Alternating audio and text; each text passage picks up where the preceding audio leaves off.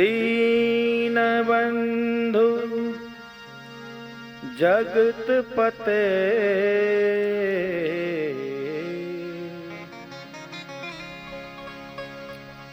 गोकुलेश गोपिकाकांत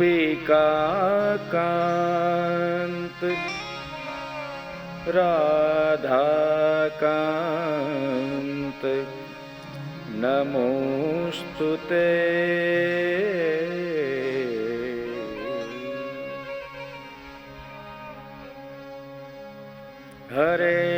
हरेर्नाम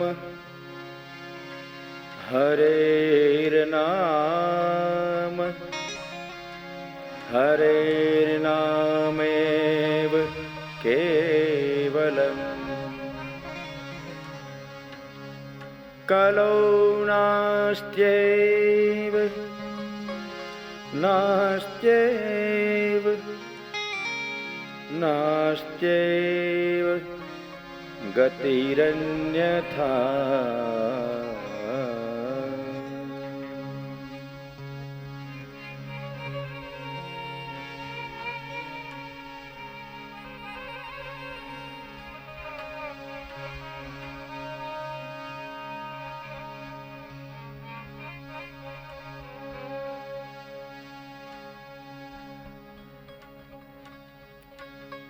राधे कृष्ण कृष्ण कृष्ण राधे राधे। राधे कृष्ण कृष्ण कृष्ण कृष्ण राधे राधे। राधे कृष्ण कृष्ण कृष्ण राधे राधे। राधे कृष्ण कृष्ण कृष्ण राधे राधे। राधे कृष्ण कृष्ण कृष्ण राधे राधे। राधे कृष्ण कृष्ण कृष्ण राधे राधे। राधे कृष्ण कृष्ण कृष्ण राधे राधे। राधे कृष्ण कृष्ण कृष्ण राधे राधे। राधे कृष्ण कृष्ण कृष्ण राधे राधे।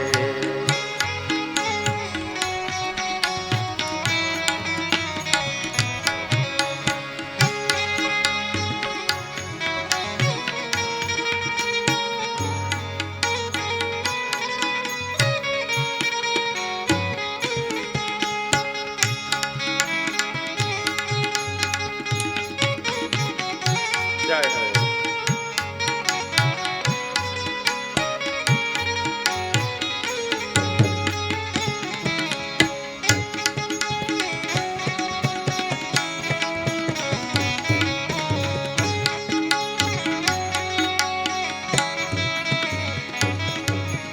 राधे कृष्ण कृष्ण कृष्ण राधे राधे। राधे कृष्ण कृष्ण कृष्ण राधे राधे। राधे कृष्ण कृष्ण कृष्ण राधे राधे। राधे कृष्ण कृष्ण कृष्ण राधे राधे। राधे कृष्ण कृष्ण कृष्ण राधे राधे। राधे कृष्ण कृष्ण राधे राधे। ओ राधे कृष्ण कृष्ण कृष्ण राधे राधे। राधे कृष्ण कृष्ण कृष्ण राधे राधे। बाल कृष्ण लाल की जय। सुखदेव जी महाराज परीक्षित राजा ने श्रीमद भागवत कथामृत નું પાન કરાવે છે।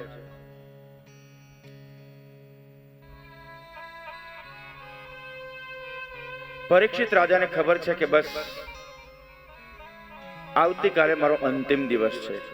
મારા મૃત્યુને હવે માત્ર ને માત્ર 24 કલાકની વાર છે। પરંતુ મનમાં કોઈ બીક નથી, કોઈ ડર નથી. પરીક્ષિત રાજા સુખદેવજી મહારાજને કહે છે કે પ્રભુ, હે ગુરુદેવ, લાલાની લીલા સાંભળતા સાંભળતા મને લાલા પ્રત્યે અતિશય પ્રીતિ વધી છે. સુખદેવજી કહે, હે રાજન, હું તો સંસારનો ત્યાગ કરી એક સંન્યાસી બની ગયેલો, વૈરાગી વિતરાગી બની અને જંગલમાં પરમ તત્વને પામવા માટે હું તપ ધ્યાનની અંદર બેઠેલો. પરંતુ મારા પિતાના સેવકો શિષ્યોએ આ લાલાની લીલાના 2 શ્લોક માત્ર ગાયા, તા મને લાલા પ્રત્યે અનુરાગ પ્રીતિ પેદા થઈ.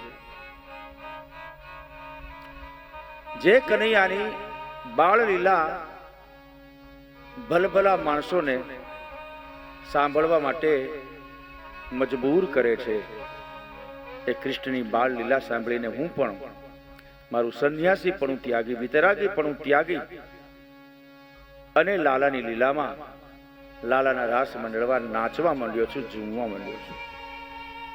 પરીક્ષિત રાજા કહે છે કે હજુ આગળ જો લાલાની લીલાના કોઈ ગુણગાન હોય તો ગુરુદેવ મને સંભળાવો. સુખદેવજી કહે છે કે ભગવાન આ રીતે પોતાની લીલા પોતાના નિજજનોને બતાવે છે. ગ્રીષ્મ ઉનાળાનો સમય આવ્યો છે.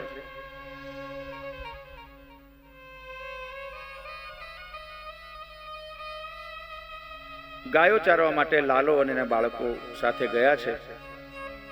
એમાં કંસ રાજાએ એક પ્રલંબાસુરને કૃષ્ણને મારવા માટે મોકલ્યા છે. પ્રલંબાસુરને મોટા ભાઈ દાઉજી ભૈયા બલરામજીએ એનો વધ કર્યો.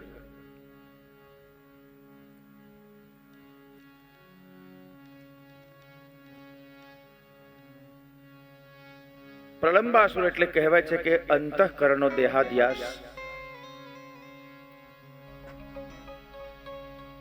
ધેનુકાસુરને પણ બલરામ ભૈયાએ એનો વધ કર્યો. પ્રલંબાસુરનો પણ બલરામજીએ વારો ચડાવ્યો.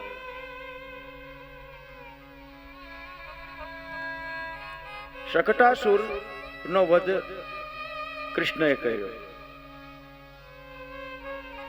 શકટાસુરનો વધ એટલે દેહાધ્યાસ. દેહ એટલે શરીર. શરીરને જ જે શણગારે રાખે ત્યાં શકટાસુર આવે. શરીર માધ્યમ ખલુ ધર્મ સાધનમ. આ શરીર છે એને આપણે સુશોભિત કરીએ છીએ કપડા દ્વારા. નાહવું ધોવું બહુ સારી વાત છે, પરંતુ મારું શરીર એટલા માટે સુંદર રહેવું જોઈએ, મારું શરીર એટલા માટે તંદુરસ્ત રહેવું જોઈએ કે આ શરીરથી હું ઠાકોરજીની સેવા પૂજા કરી શકું, આ શરીરથી આ આંખોથી હું ઠાકોરજીના દર્શન કરી શકું. આને કહેવાય દેહાધ્યાસ. શકટાસુર વધ દ્વારા ભગવાને બહિર્દેહાધ્યાસની વાત કરી. પ્રલંબાસુર માર્યો દાઉજી, એનો અર્થ એમ કે અંદરનો રહેલો જે દેહ છે, ન દેખાતો દેહ, એનો ધ્યાસ કરવો.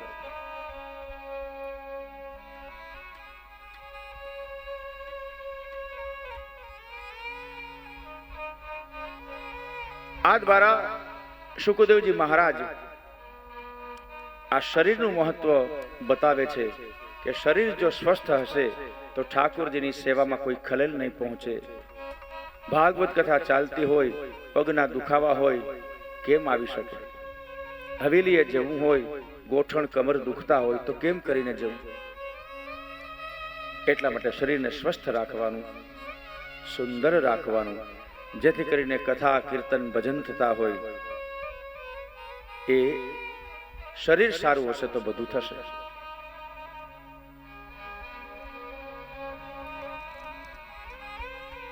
ત્યાર પછી એમ કરતા કરતા વર્ષા ઋતુ આવી, ચોમાસાની ઋતુ.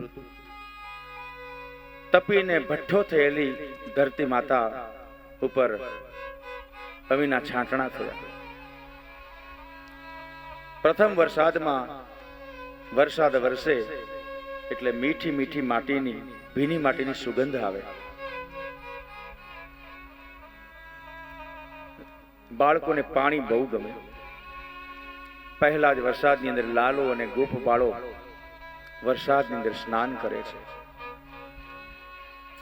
વર્ષા રાણી જાણે એટલા માટે જ વરસતા હોય કે મારા ભગવાન ને હું નવડાવું. દેડકા બોલતા હોય, અષાઢી માહોલ જામ્યો હોય, વીજળીના કડાકા ને ભડાકા થતા હોય, વાદળા ઉમટતા હોય, મોરલા ટહુકતા હોય, હા હા, એ વરસાદી માહોલ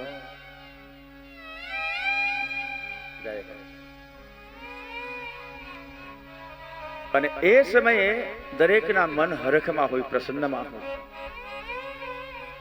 વરસાદ ઓછો થાય તો આખા જગતને નુકસાન, પરંતુ પરમાત્મા કીડીને કણ અને હાથીને મણ આપ્યા વગર રહેતા નથી. વરસતા વરસાદમાં પણ કનૈયાએ ગાયો ચારવાનું બંધ નથી કર્યું. પીતાંબરનો કછોટો વાળી, હાથમાં લાકડીને ખંભે કામળી, કુશલી ઓઢે. પેલાના સમયમાં નાના બાળકો શણના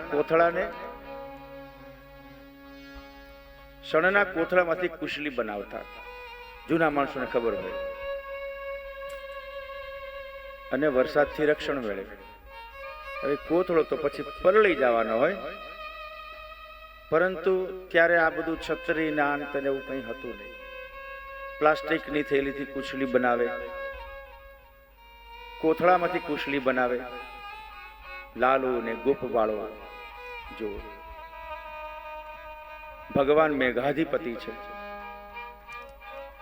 ભગવાન ના હાથમાં વરસાદ છે.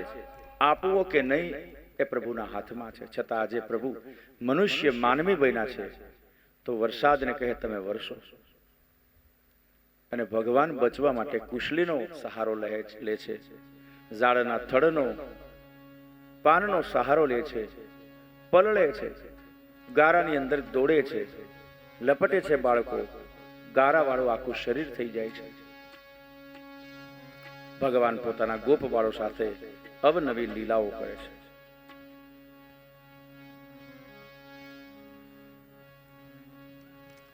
ગોવર્ધનની ગુફામાં શ્રી હરિ અને સખાઓ સાથે બેઠા હોય છે.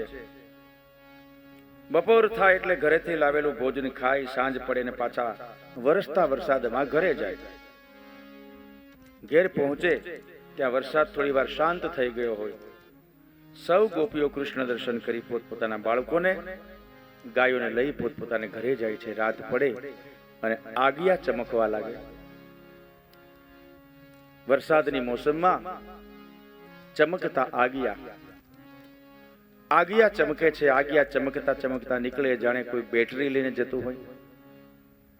જે પોષતું તે મારતું એવો દિશે ક્રમ કુદરતી. કલાપી નામના એક કવિએ આ આગિયા ઉપર કવિતા લખી છે. એક આગિયાને એવું. આગિયો છે એ વર્ષા ઋતુમાં એને ઝીણા ઝીણા જંતુ એનો ખોરાક છે. અંધારામાં દેખાય નહીં એટલે એના શરીરમાંથી એક પ્રકાશ ફેંકે છે, અતિશય તેજસ્વી. એ પ્રકાશમાં ઝીણા ઝીણા જંતુઓને પોતે ભાળે છે, ઉડતા જંતુઓને પોતે ખાય છે.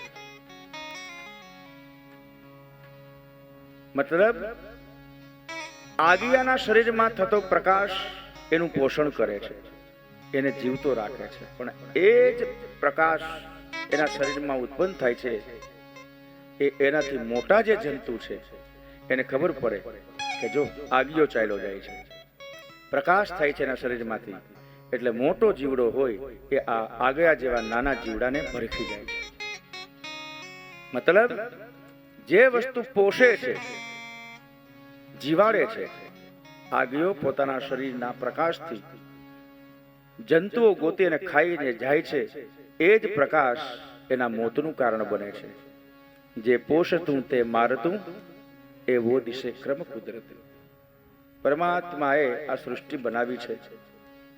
નત નવીન પ્રાણીઓ, જંતુઓ, આપણને એમ થાય ડોલ કાકડિયાનું શું કામ હશે આ જગતમાં? ઢેઢ ગરોળી શું કામમાં આવે રહ્યો મને કહ્યું? સમજા, ઘોડો છે બેસવા માટે કામમાં આવે, ગાય ભેંસ ના દૂધ માટે કામમાં આવે, બળદ છે એ ગાડા માટે કામમાં આવે, પણ કાચિંડા, ઢેઢ ગરોળી, સરપની માસી આનું શું કામ છે? સરપની માસી એમ કહેતી હશે કે તારે ક્યાં મને ખાવા દેવું પડે છે?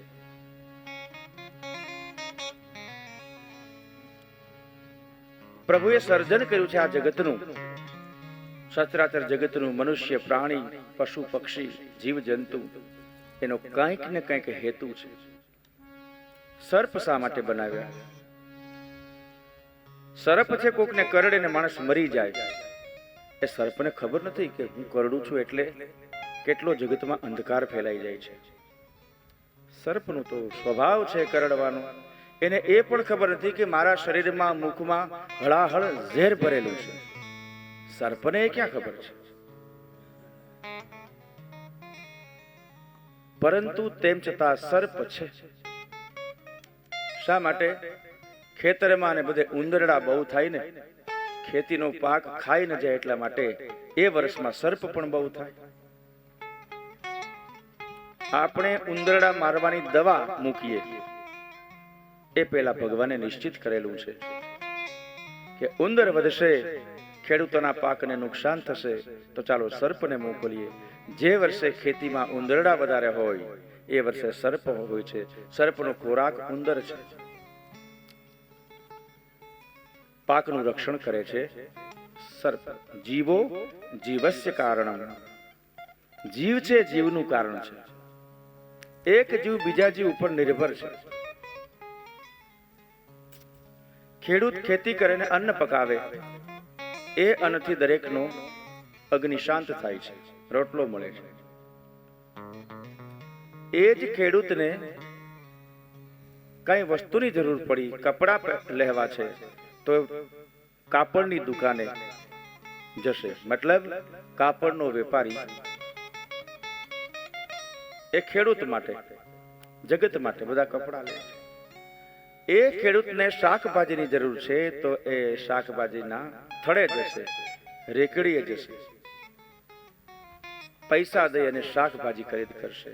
એ જ શાકભાજી વાળાને કરિયાણાની જરૂર પડશે, મગ, અડદ, ઘરની વસ્તુ, તો એની પાસે જશે, ત્યાં પૈસા આપીને ખરીદી કરશે.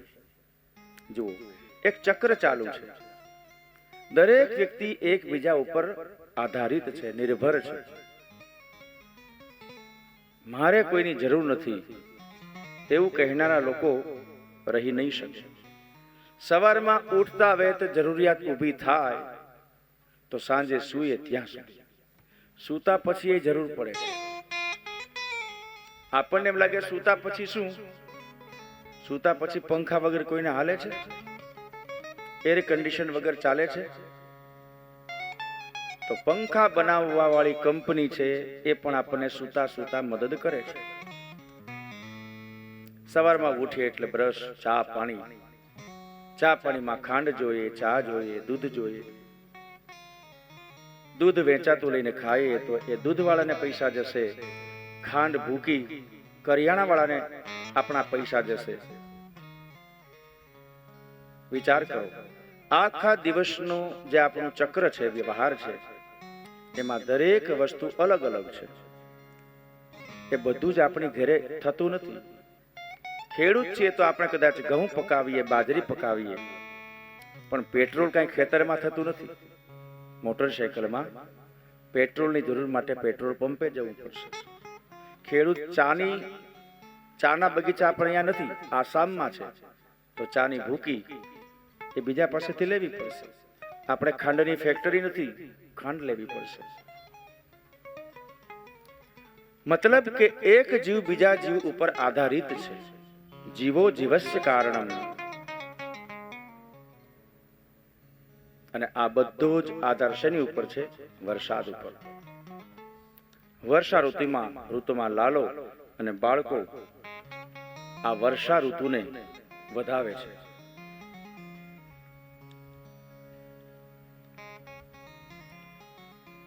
સુખદેવજી કહે છે કે લાલો વૃંદાવનમાં જાય કદમના ઝાડ નીચે અને પગની આંટી મારી અને લાલો વેણુ બજાવે છે,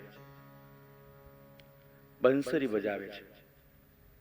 આહા, આ બંસરીનો નાદ કેટલો બધો મધુર છે.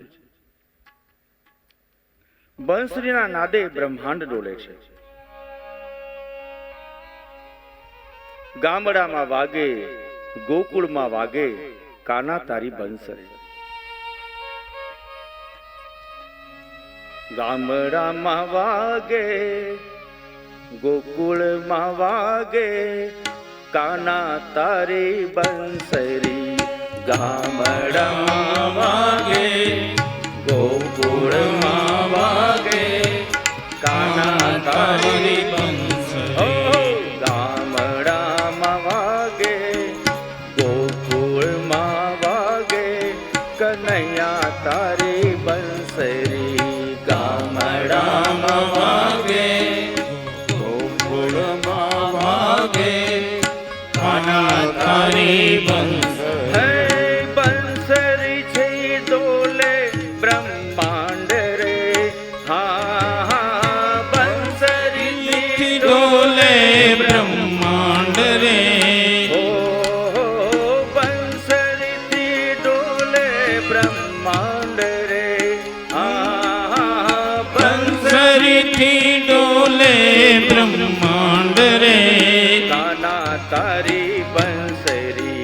ગામડામાં વાગે, ગોકુળમાં વાગે, કાના તારી બંસરી.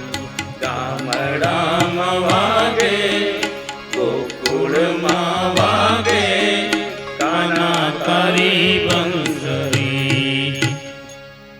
બંસરીથી ડોલે બ્રહ્માંડ રે. પ્રભુ પોતાના સૂર મુખમાંથી કાઢી અને બંસરી ની અંદર પૂરે છે અને એ મધુર સ્વરે વાગતી બંસરી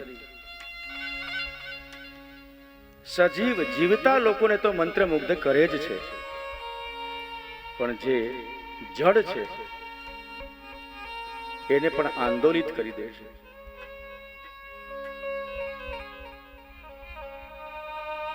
જમુનાના નીર થીજી જાય છે જ્યાં સુધી કાનો બંસરી વગાડે. કૃષ્ણ પ્રિયા શ્યામા યમુનાજી ભગવાનની પટરાણી છે. મારું નાથ બંસરી વગાડે છે અને હું ન સાંભળું તો એને દુઃખ લાગશે. જમુનાજી સ્થિર થઈ જાય. ઝાડ પાન હિલોળે ચડેલા હોય પણ જ્યારે કાનો બંસરી વગાડે છે તો એ પવનની ગતિ પણ ધીમી પડી જાય છે, મંદ પડી જાય છે. ગાયો જે ચરે છે વંદરાવનમાં, કનૈયો બંસરી વગાડે તો બંને કાન ઊંચા કરી અને લાલા તરફ દ્રષ્ટિ કરે છે. સિંહ, વાઘ, વરુ, શિયાળ, દીપડા, ચિત્તા, સસલા, મોર, કૂતરા અને સિંહને ક્યારેય ભળે નહીં. સિંહનો શિકાર કૂતરો છે, પરંતુ કનૈયો બંસરી વગાડતો હોય તો અહીંયા સિંહ છે એ બેસી જાય છે, બાજુમાં કૂતરો. બંને વચ્ચેનો વૈર છે, દુશ્મની, એ ભૂલાઈ જાય છે.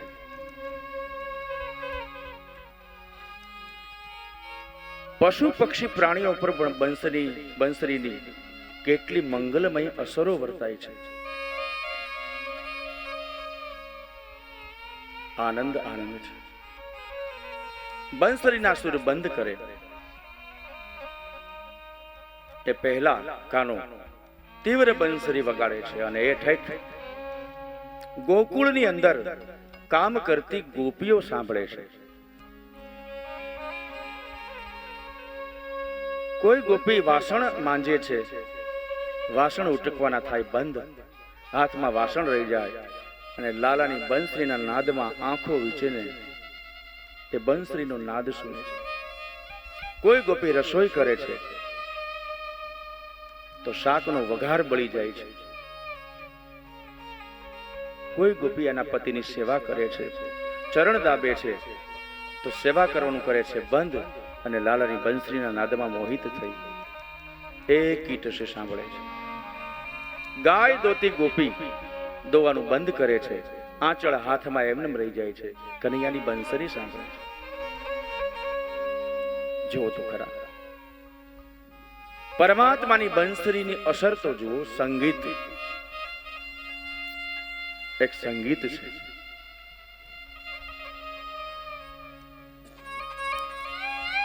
सात सुरों का बहता झरना तेरे नाम सारे गम पद निशा. આ 7 સ્વરો કયા છે સંગીતની અંદર. સંગીતની અસર અહીંયા આપણને પણ થાય છે. સંગીત વગર ગીત લુખું લુખું લાગે.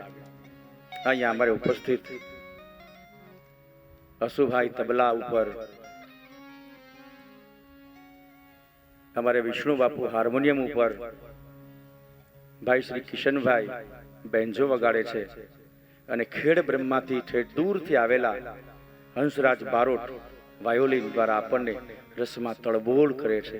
આ દરેક સંગીતકારો માટે એક જોરદાર તાળી થઈ જાય. સંગીત માણસને અસર કરે છે. વૈજ્ઞાનિક રીતે જોઈએ તો સંગીત મનુષ્યના રોગો પણ દૂર કરે છે. સંગીત થકી, જેને મ્યુઝિક થેરેપી કહેવાય છે, લોકો સાજા થઈ જાય છે. સંગીત સારું હોય તો. ધાબડિયા સંગીતની વાત નથી. લગ્નમાં વરઘોડો લઈને જાતા હોય ને ડીજે વગાડે, એટેક નો આવતું હોય તોય આવે. એવી ધબધબાટી મારા બાપા, હૃદયના ધબકારા વધી જાય, કાંધી ઉપરથી ઠામડા હેઠા પડી જાય. એને કર્કશ ભર્યું સંગીત કહેવાય.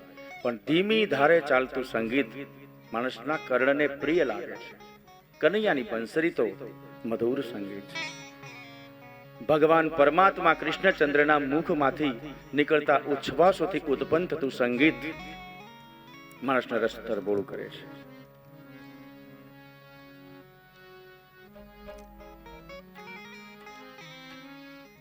ઇત્થમ શરસ્ત્વસ્થમ જલમ પદમાકર સુગંધિના નવિશદ વાયુનામ વાતમ સગો ગોપાલકોચ્યુતઃ. શુકદેવજી મહારાજ પરીક્ષિતને કહે છે કે કનૈયો શરદ ઋતુમાં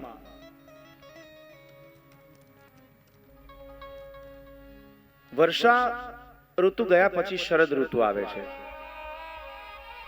આસો મહિનાની પૂર્ણિમા પૂનમ એ શરદ પૂર્ણિમા કહેવાય છે. અને શરદ પૂર્ણિમા હોય ત્યારે ધરતી માતાએ જાણે લીલી ચાદર ઓઢી હોય. જ્યાં જુઓ ત્યાં ધરતી લીલી છમ. ખેડૂતોએ ખેતરની અંદર વાવણી કરેલી હોય, સીમ શેઢા બધા લીલા લીલા. જળાશયો અત્યંત નિર્મળ હોય, નદીની અંદર પૂર આવ્યા હોય, પાણીના સ્તર ઊંચે ચડી ગયા હોય, સ્વચ્છ નિર્મળ થઈ ગયા છે, સુખદેવજી કહે છે. અને તેમાં ખીલેલા પુષ્પોની સુગંધથી સુગંધિત થયેલ મંદ મંદ વાયુ, રાતરાણી, ચંપો, મોગરો, રાત્રિના સમયે આ બધા પુષ્પોમાંથી એવી સુગંધી મીઠી મીઠી સુગંધ આવે છે, મનને પ્રસન્ન કરી દે છે. આ સમયે વૃંદાવનના સરોવરો, નદીઓ અને વૃક્ષો, પુષ્પો વાળી વનરાજી, જંગલ આખું પુષ્પ જ્યાં જ બોગનવેલ ઉગી નીકળે હોય છે. એટલા બધા પુષ્પો પરમાત્મા આપે છે. આપણે ક્યાંય વાવવા જવા પડતા નથી. અને એ સમયે એ પુષ્પો ઉપર મદોન્મત ભમરાઓ, મધુપતિ રવગાહ્ય, મધુપતિ એટલે ભમરો, ભમરાઓ, પતંગિયાઓ ફૂલ ઉપર બેસી અને ફૂલની શોભા વધારે છે. અલગ અલગ પતંગિયાઓ, કેવું ચિત્રીકરણ પરમાત્માએ કર્યું છે. કોણ એને બનાવવા ગયું છે? આનો કિમિયાગર કારીગર કોણ હશે? પુષ્પોની સુગંધ વધારે છે. પતંગિયાઓ અને ભમરો પુષ્પોને વધારે સુંદર બનાવે છે. પતંગિયાઓ અને ભમરાઓ. અને એ સમયે બલરામજી અને ગોવાળિયા સાથે લાલો પ્રવેશ કરે છે વૃંદાવનમાં. ગાયોને ચરાવતા ચરાવતા કૃષ્ણ પોતાની બંસરીની મધુર તાન છેડે છે.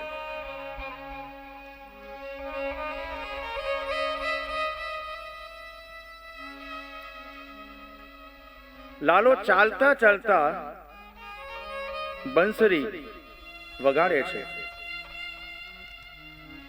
અને એ સમયે જગત આખું એ બંસરીના નાદમાં મસ્ત બની જાય. બંસરી બજાયે આજ રંગ સે મુરારી, બંસરી બજાવે આજ રંગ સે મુરારી, બંસરી બજાવે આજ રંગ સે મુરારી, બંસરી બજાયે આજ રંગ સે મુરારી. शिव समाधि भूल गए ऋषि मुनि की नाई, शिव समाधि भूल गए ऋषि मुनि की नाई. ભગવાન શિવજી સમાધિમાં બેઠા હોય છે કૈલાશ શિખર ઉપર, પણ કનૈયાની બંસરીનો નાદ છૂટે, સમાધિમાં મન પોરવાતું નથી. વૃંદાવનમાં મન પહોંચી જાય છે, ભગવાન શિવજીની સમાધિ લાગતી નથી. शिव समाधि भूल गए ऋषि मुनि की नाई, शिव समाधि भूल गए ऋषि मुनि की नाई. वेद पढ़त ब्रह्मा भूले भूले ब्रह्मचारी, वेद पढ़त ब्रह्मा भूले भूले બ્રહ્માજી 4 વેદ ભણે છે. ब्रह्मचारी. એ વેદ ભણવાનું ભૂલી જાય છે, લીટીઓ આડાવળી થઈ જાય છે, કારણ કે કનૈયાની બંસરીનો નાદ છેડાણો છે. હે વેદ પઢત બ્રહ્મા ભૂલે ભૂલે બ્રહ્મચારી, વેદ પढ़त ब्रह्मा भूले भूले ब्रह्मचारी.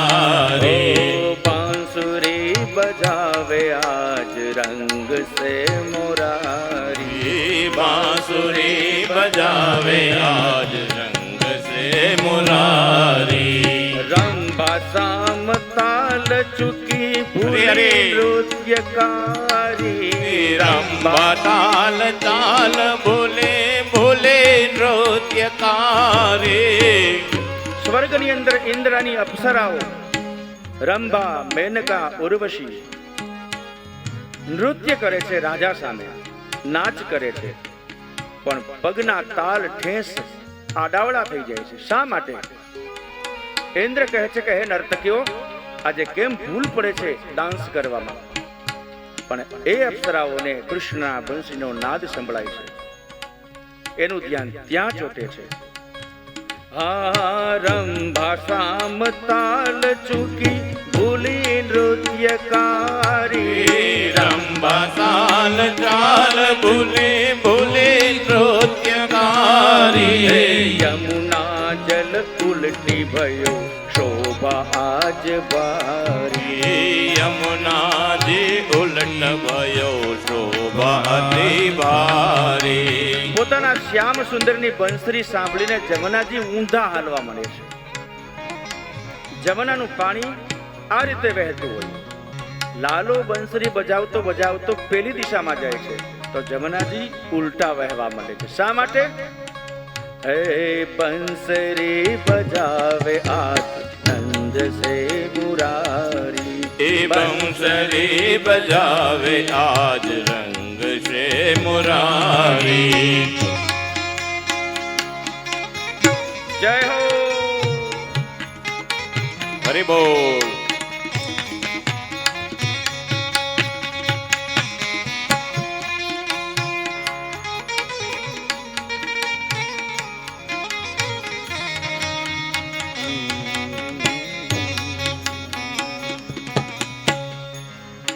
સુરદાસના શબ્દો છે. પરમાત્માને પામવા માટે જેણે પોતાની આંખ ફોડી નાખી છે એ સુરદાસજીનું આ પદ. હા વૃંદાવન બસી બજી તીન લોક પ્યારી. વૃંદાવન બસી બસી તીન લોક પ્યારી. ત્રણેય લોકની અંદર લાલાની બંસરીનો ધ્વનિ સુર સંભળાય છે. હે વૃંદાવન બસી બજી તીન લોક પ્યારી. વૃંદાવન બસી બસી તીન લોક પ્યારી. બાલ બાલ મગન ભયે ब्रज की सब नारी. बाल बाल मगन भय ગોવાળિયા ગોપપાળો બ્રજની નારી પોતાનું ભાન ભૂલે છે. હા બંસરી બજાવે આજ રંગ સે મુરારી. બંસરી બજાવે આજ રંગ સે મુરારી. જય હો.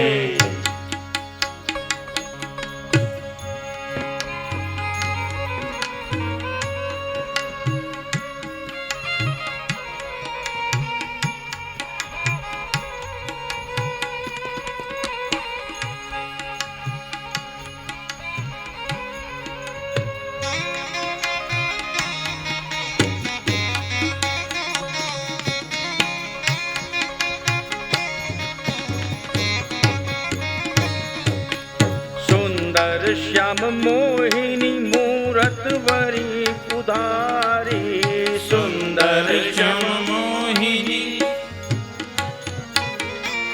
હા સુંદર શ્યામ મોહિની મૂરત વપુધારી. સુંદર શ્યામ મોહિની મૂરત વપુધારી. ધારી. સુર કો પ્રભુ મદન મોહન ચરણ બલિહારી. सुर को प्रभु मदन मोहन सूरत अति भारी. બંસરી બજાવે આજ રંગ સે મુરારી. બંસરી બજાવે આજ રંગ સે મુરારી. બંસરીના તાનમાં બધા ઝૂમે છે, નાચે છે. ભગવાન આજે સંગીતનું દાન પોતાના નિજ જનોને આપે છે. શુકદેવજી કહે છે ત્યાર પછી શરદ ઋતુ પૂર્ણી થઈ અને હેમંત ઋતુ આવી. હેમંત ઋતુ કાર્તક મહિના પછીનો સમય એ હેમંત ઋતુ આવશે.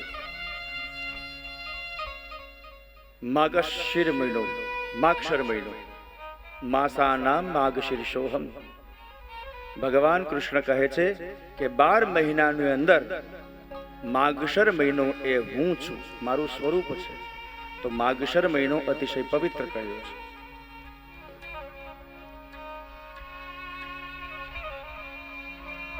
માગશર અને પોષ એટલે હેમંત ઋતુ કહેવાય છે. આમ આપણે 3 ઋતુઓ છે, શિયાળો, ઉનાળો અને ચોમાસુ. પણ શાસ્ત્રની દ્રષ્ટિએ 6 ઋતુઓ છે, ષડ ઋતુ, 6 ઋતુઓ. હેમંત, શિશિર, ગ્રીષ્મ, વર્ષા, આવી 6 ઋતુઓ છે. તો દિવાળી પછી માગશર પોષ મહિનામાં હેમંત ઉગે છે. સુરખી ભરી રવિ મૃદુ, હેમંતનો પૂર્વમાં. હેમંત ઋતુનો સૂર્યોદય અતિશય આહલાદક હોય છે. કવિઓએ બહુ સરસ ગાયું છે. તો આ હેમંત ઋતુ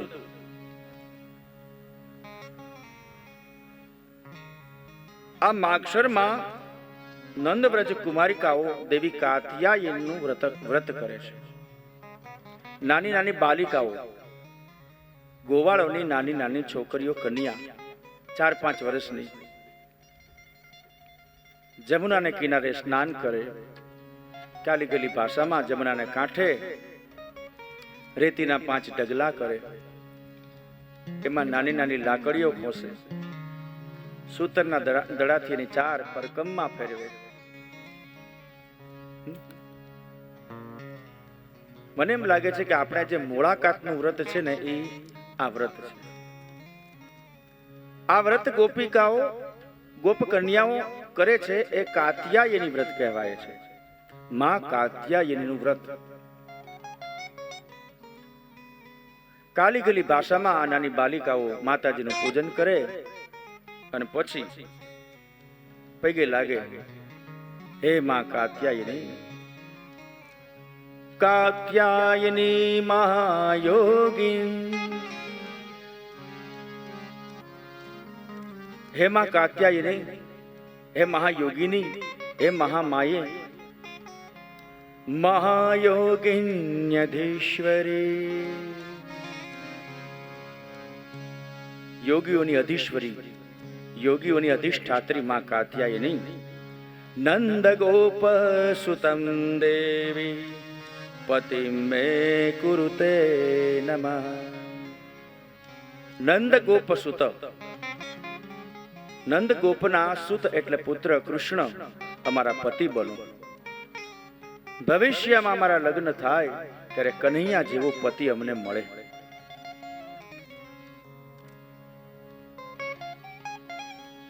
સ્ત્રી નાની હોય ત્યારથી વ્રત ઉપાસના એકટાણા કરી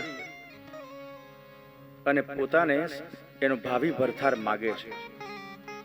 કાત્યાયની વ્રત, મોળાકાત વ્રત, એનો ઉદ્દેશ્ય અમને ભગવાન કૃષ્ણ જેવો પતિ મળે, અમને શિવ જેવો પતિ મળે, અમને શ્રી રામ જેવો પતિ મળે.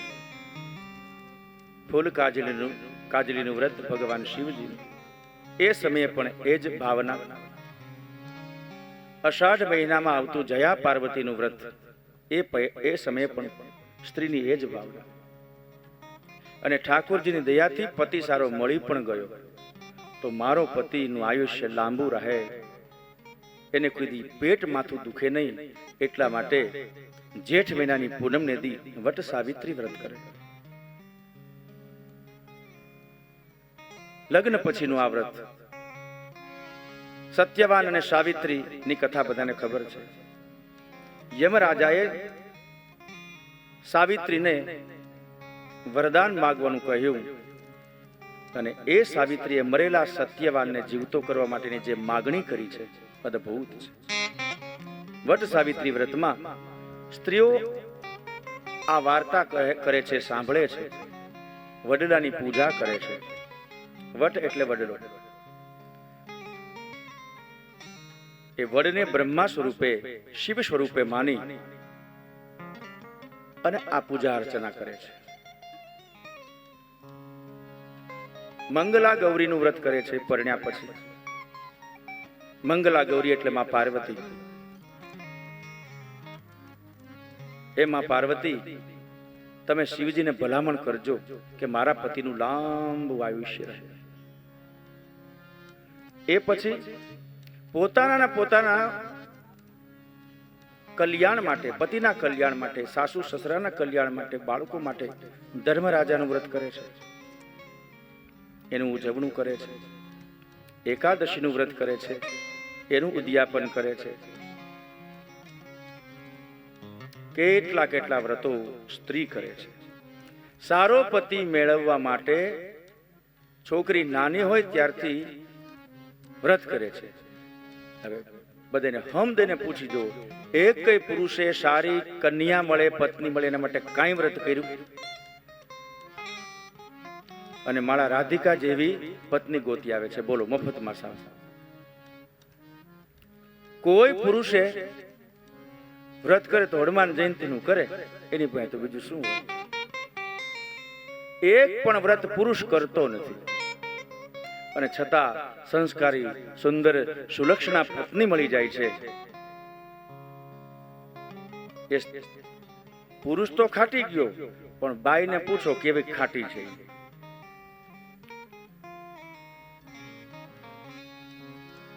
કેટલા કેટલા વ્રત સારા કર્યા, પણ આ ડોબો મળ્યો.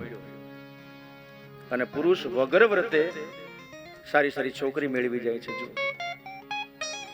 પણ છતાં સ્ત્રી સહન કરે છે. મારા ભાગ્યમાં જે છે તે મને મળી ગયું. દાંપત્ય જીવનની અંદર વ્રતોથી સ્ત્રી વ્રત કરે છે તો પુરુષ એને મદદ કરે છે. કડવા ચોથનું વ્રત આમ તો મહારાષ્ટ્ર બાજુ હવે અહીંયા પણ થવા લાગ્યું છે. કડવા ચોથનું વ્રત સ્ત્રી કરે છે. આખો દિવસ નિર્જલા અન્ન જળનો ત્યાગ કરી ચંદ્રમાં ઉગે 9-10 વાગે એના દર્શન કરી અને પતિ એને પાણી પીવડાવે ત્યારે પીવે. જ્યાં સુધી પતિ એને જલપાન ન કરાવે ત્યાં સુધી જલપાન પણ નહીં કરવા. કેટલું આકરું તપ છે.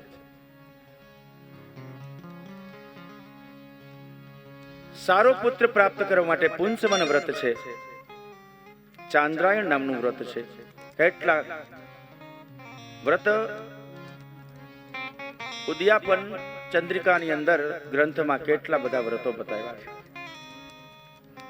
એમાંથી 90% વ્રત સ્ત્રીઓ કરે છે. જો કે હવે ફેરફાર થયો છે. દીકરીઓ કુંવારી હોય ત્યારે ફૂલ કાજળી રહેવાનું બંધ કરાયું. એના માવતરે જયા પાર્વતી રહેવાનું બંધ કરાવ્યું. જે કન્યા શરૂઆતથી તપ કરતી હતી, દુઃખ વેઠતી હતી, આજે એ વ્રતો થયા બંધ. અને એને કારણે પતિ પણ એવા મળે છે.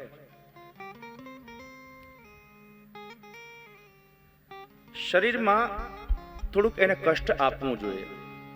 વ્રતો કરવાથી, એકટાણું ઉપવાસ કરવાથી પેટ સાફ રહે છે, રોગો દૂર ભાગે છે. એક તો એ. બીજું કે કન્યાઓ છે એ સન્માર્ગે વળે છે. એ બાને મંદિરોમાં દર્શન કરવા જાય છે. વ્રત હોય ત્યારે બહારનું કંઈ ખાવું નહીં, પીવું નહીં. એક સંયમ પેદા થાય છે. હવે આ વ્રતો ધીમે ધીમે બંધ થવા લાગ્યા. અને બીજા કોઈ ધર્મો, અલગ અલગ સંપ્રદાયો એની અંદર યુક્ત થઈ અને મૂળભૂત જે ભારતીય ધર્મ સંસ્કૃતિમાં શાસ્ત્રોમાં લખેલા જે વ્રતો છે એને કોરાણે મૂકી દીધા છે. ભયજનક સ્થિતિ, એક ભયાનક સ્થિતિ આવવાના આ એંધાણ છે વ્રત કરવા. કાત્યાયની મહામાયે મહાયોગિન્યધીશ્વરી નંદ ગોપ સુતમ દેહી પતિ મે કુરુતે નમઃ. ગોવાળની છોકરીઓ કાત્યાયની દેવીનું વ્રત કરે છે. મા પાસે માગે છે કે મા અમને કૃષ્ણ કનૈયા જેવો પતિ મળે. ભગવાન સાંભળે છે. મા જગદંબા બધું સાંભળે છે. અને એ દીકરી યુવાન થાય ત્યારે એને લાલા જેવો, કનૈયા જેવો પતિ આપે પણ છે. પણ આજે કોઈને ભગવાન ઉપર ભરોસો નથી, મા ઉપર ભરોસો નથી. એટલા માટે વ્રતો, ઉપવાસ, એકટાણા છોડવા માંડ્યા.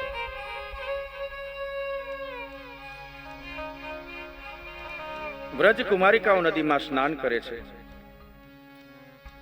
એનાથી જે મોટી વ્રજ કુમારિકાઓ છે કે જે 13, 14, 15 વર્ષની છે, જમનાજીમાં પોતાના વસ્ત્રો કાંઠે મૂકી અને આ બધી કન્યાઓ જલની અંદર આનંદ કરે છે. નિખાલસ નિર્દોષ ભાવે આ કન્યાઓ સ્નાન કરે છે. લાલો પહોંચ્યો. કન્યાઓ એકબીજા ઉપર પાણી ઉડાડે છે જમનાજીના ગુનામાં. ખબર ન પડે એમ કનૈયો બહાર કાંઠે છીપરા ઉપર ઉતારેલા આ કન્યાઓના વસ્ત્રો લઈ અને કદંબના ઝાડવા ઉપર ચડી જાય છે. કન્યાઓ કે ચાલો બસ હવે નાઈ લીધું, બાપુ ખીજાશે, બા ખીજાશે, ઘરે જઈએ. જ્યાં પોતે કાંઠા ઉપર જુએ છે તો એના વસ્ત્રો છે નહીં. અલી, આપણા લુગડા ક્યાં ગયા? આમ તેમ જુએ છે, આમ તેમ જુએ છે, ત્યાં કદંબના ઝાડ ઉપર લાલો બધી કન્યાઓના વસ્ત્ર ભેગા કરી અને મુરલી બજાવે છે. હાય હાય, અરે લાલા, એ કનૈયા, તે મારા વસ્ત્રો શા માટે લઈ લીધા? તમે અપરાધ કર્યો છે, ગુનો કર્યો છે. અમે શું ગુનો કર્યો? પાપ કર્યું છે. અરે શેનું પાપ? તમે માં જમુના મૈયાનો અપરાધ કર્યું છે, પાપ કર્યું છે. અરે પણ લાલા, બતાવો તો ખરો. તમે કરેલા પાપનો પ્રાયશ્ચિત રૂપે તમારે હું કહું એમ કરવું પડશે. પાપ શું કર્યું છે? જળની અંદર, નદીની અંદર દિગંબર સ્નાન શાસ્ત્ર વિરુદ્ધ છે. તમે વસ્ત્રહીન થઈ અને યમુના મૈયાની અંદર સ્નાન કરો છો. માં યમુના મૈયાનું અપમાન છે, અને એટલા માટે તમને સજા કરવા માટે મેં તમારા વસ્ત્રો લઈ લીધા છે. ભલે લાલા, હવેથી અમે આ રીતે સ્નાન નહીં કરીએ. તમારા કપડા આપી દે. કનૈયો કે કપડા જોઈતા હોય તો અહીંયા આવીને લઈ જાઓ. હે રામ રામ રામ. લાલા, તું પુરુષ, અમે સ્ત્રીઓ. મર્યાદા ભંગ ન થાય. દુનિયા શું વાતો કરશે? આ તે કઈ માગણી છે? કનૈયો કહે છે કે જો કપડા પહેરવા હોય તો આવો અને લઈ જાઓ. બાકી જય શ્રી કૃષ્ણ, આ હું તમારા કપડા લઈને આવેલો. નહીં નહીં લાલા, અમે આવીએ છીએ. શરમાતી શરમાતી વ્રજ કન્યકાઓ, છાતી સુધીના પાણીની અંદર ઉતરેલી આ કન્યાઓ ધીમે ધીમે આગળ આવે છે, છીછરા પાણીની અંદર. એમ કરતા કરતા કાંઠે પહોંચે. લજ્જાયમાન થયેલી આ કુમારિકાઓ પોતાના દેહને સંકોડવાની કોશિશ કરે છે. પુરુષની સામે આવી હાલતમાં જિંદગીમાં કોઈ દિવસ આ કન્યાઓ રહી નથી. શું કરવું એ ખબર પડતી નથી. અંતે કદંબના ઝાડવા નીચે કન્યાઓ આવે છે. લાલો એક પછી એક આ કન્યાઓને વસ્ત્ર આપે છે. આજ પછી ક્યારેય વસ્ત્રહીન સ્નાન ન કરતા. ભલે ભલે લાલા. મનમાં પ્રશ્ન થાય કે સચરાચર જગતનો માલિક આવું કરે? આવું કરે? આવું કૃત્ય તો કોઈ વ્યભિચારી લોક કરે. શાસ્ત્ર વિરુદ્ધ બાબત છે, શાસ્ત્ર સંમત બાબત નથી. પરંતુ ભાગવતની ભાષા એ સમાધિ ભાષા છે. અગાઉ વાત થઈ ગઈ કે ભાગવતની ભાષા આપણે એને સરળ કરીને કહીએ છીએ. હકીકતે વ્યાસ મુનિએ ભાગવતની ભાષા એ સમાધિ ભાષા, મતલબ કે સમાધિની અંદર રહીને વ્યાસ મુનિએ ભાગવતની રચના કરી છે. તો આપણે સમજવામાં એનો અવળો અર્થ કરીએ છીએ, કારણ કે આપણું જ્ઞાન એટલું નથી. એટલા માટે વાસ્તવમાં ભગવાને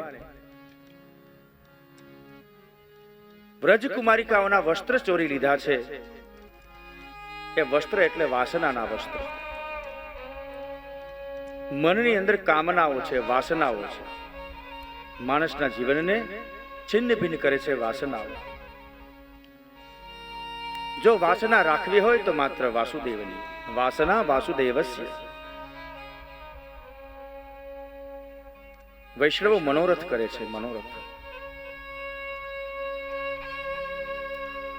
મનોરથ એટલે મનોકામના, ઈચ્છા, વાસના. મનોરથનો અર્થ થાય છે મનની કામના, એમ્બિશન, ઈચ્છા. દરેક વૈષ્ણવ મનોરથ કરે છે. મનોરથનો સીધો સાદો અર્થ, મારો મનોરથ ઠાકોરજી એવો છે કે તું મને તારા શરણે લે. કલિયુગના તાપથી બળીને ત્રસ્ત થયેલો હું, હે કનૈયા, તારા ચરણ કમળની શીતળતાને ઈચ્છું છું. આ જીવ છે, હું એક જીવડો જીવ. હે બ્રહ્મ, હે કનૈયા, તારી સાથે સંબંધ જોડવા માંગુ છું. મારો મનોરથ, મારી મનની ઈચ્છા તને મળવાની છે, તારી સાથે સંબંધ જોડવાની છે. હું સ્ત્રી, તું પુરુષ. સામાન્ય નિયમ એવો છે કે હંમેશા આ જગતમાં પુરુષનું સૌથી વધારે જો માન રાખતી હોય, આદર કરતી હોય, એના હુકમોનું પાલન કરતી હોય તો એ એની પત્ની છે, સ્ત્રી છે. બીજી સ્ત્રીઓ કદાચ કરશે પણ ક્યારેક ના પણ પાડી દે, પણ માણસની ખુદની પત્ની કોઈ દિવસ એના પતિની અવહેલના નહીં કરે. હા, થોડું ઘણું કદાચ આનાકાની થાય. આખરે સ્ત્રી છે એના પતિની દાસી છે.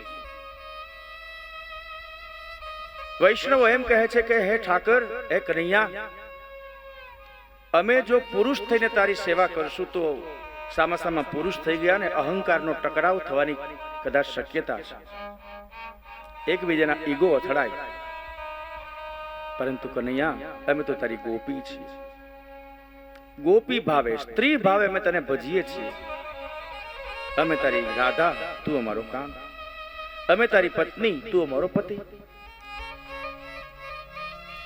ગોપી ભાવે. કારણ જો ગોપ ભાવે અથવા તો પુરુષ ભાવે ભજશે તો પુરુષ છે બુદ્ધિથી વિચારે છે, ક્યારેક સામસામો ટકરાવ થાય, પણ સ્ત્રી છે એ હૃદયથી વિચારે છે. વૈષ્ણવ પોતે પોતાની જાતને સ્ત્રી સમજે છે. ગોપી ભાવે કૃષ્ણને પૂજા, સેવા.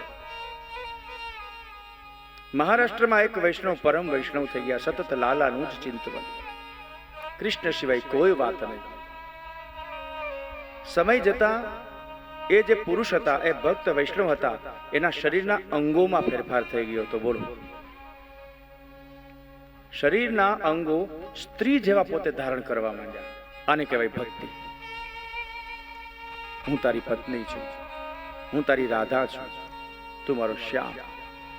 હું તારી રાધા, તું મારો કાન. સતત આને આ વાત વૈષ્ણવ મગજમાંથી કાઢતા નથી દિવસ રાત. અંતે પોતે ખરેખર સ્ત્રી થયા, ગોપી થયા અને મળ્યા પોતાના કાનને. આ ભક્તિ છે. સુખદેવજી કહે છે, પરીક્ષિત,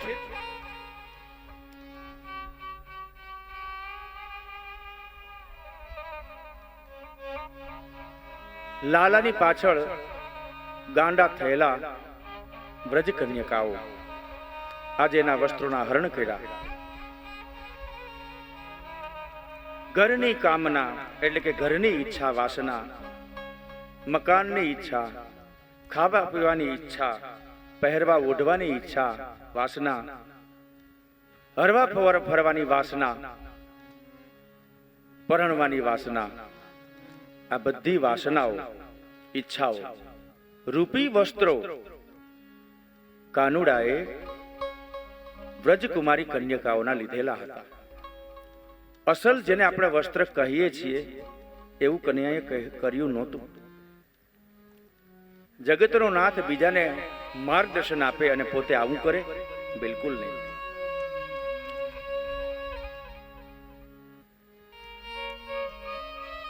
લાલા એ વાસનારૂપી વસ્ત્રો વ્રજકુમારિકા કન્યાઓના હર્યા છે. બીજું, જલદોષ ન થવો જોઈએ, જળની અંદર નગ્ન સ્નાન ન થવું જોઈએ. આ બે વસ્તુ કહેવા માટે ભગવાને વસ્ત્ર હરણ લીલા કરી છે.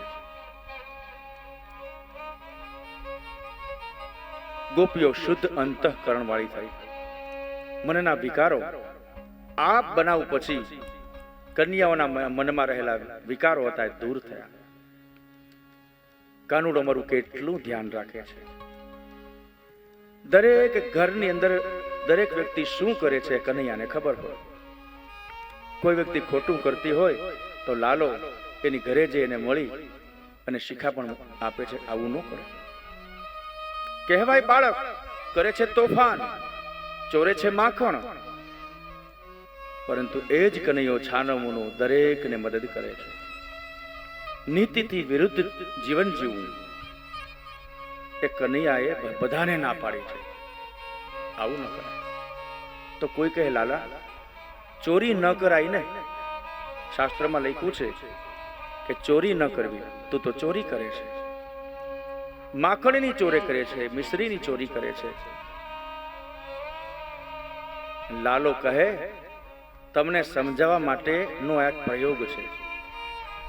અમથું તમને સમજાવીશ ને તો તમે નહીં સમજો, એટલા માટે મારે ચોરી કરવી પડે છે. શું લાલા સમજાવવા માંગે છે? કનૈયો કહે છે કે હે ગોપિકાઓ, આપણે ઢોર ઢાખરનો ધંધો, પશુપાલનનો, કેટલું બધું દૂધ ગોકુળમાં બને છે, અને એ દૂધ તમે મથુરામાં વેચવા જાવ છો. હા કનૈયા, પૈસા તો ક્યાંકથી લાવવા ને, આપણો ધંધો જ આ છે. લાલો કહે, કોણ ના પાડે છે? 50-60% દૂધ વેચી મારો, પૈસા કમાવો, 40% ઘરમાં રાખો. એટલું બધું દૂધ રાખીને શું કરવું? અરે તમારા દીકરાઓને ખવડાવો, પીવડાવો. ઓલો મનસુખો હાઠીકા જેવો છે. મનસુખાની ઘેરે કાયમનું 40 લીટર દૂધ થાય છે. હવે એની માં 2 પળી ઘરમાં રાખે અને